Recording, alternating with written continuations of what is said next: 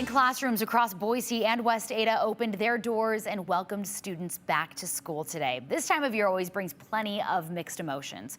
Some things to keep in mind with school back in session, of course. News Channel 7's Jude Binkley joins us from Kelch Elementary School. And Jude, you talked to teachers specifically today. How are they feeling about going back to school? Any jitters? Well, Morgan, there's a lot of excitement and definitely some nerves for both students and teachers. And while today's the big day that parents and students had marked on their calendar, it takes a lot of preparation before the school year to welcome kids back to class.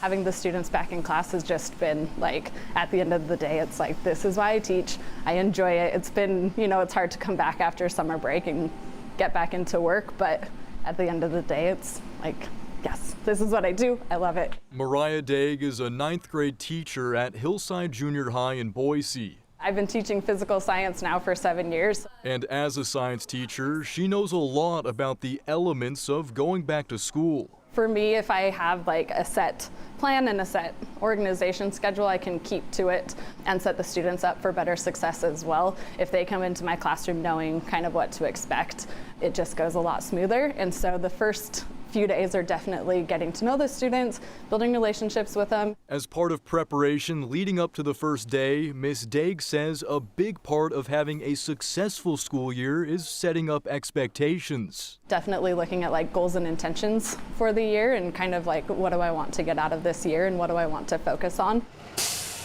Outside of the classroom, school district officials also have some reminders for families during this first week of school, especially with the high temperatures. We want them hydrating throughout the day. Eric Taylor is the head athletic trainer for Centennial High School. And during practices, especially with it being this hot, you've got to drink water every 10 to 15 minutes. He says drinking water that often is crucial for fighting dehydration. We don't want them hitting that, oh, I'm thirsty, I need water, because that's the initial stages. Which is why sports teams, like Hillside Cross Country, take frequent breaks when practicing in high temperatures. Guys, pick it up. Let's go.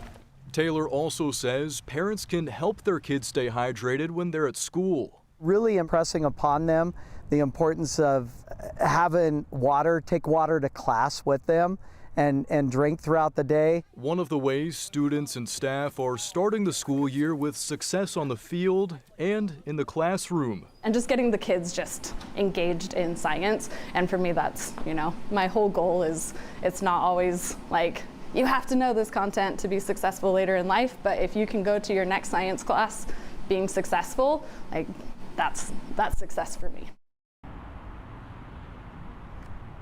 And we have a few more back to school reminders. The West Ada School District is asking for some patience with busing this first week. They're asking for about a 15-minute grace period with buses as we get back into the swing of school.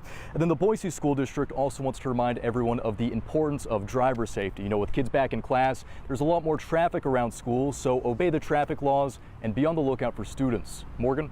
Yeah, buses every year, always an issue. Jude, you hear from parents, they're excited for school to start, but it's also really sentimental seeing your kids grow up each year. All right, Jude, thank you. We want to see your kids back to school photos. Text them to 208-321-5614. We'll share them tomorrow morning on Wake Up Idaho with Maggie and Justin.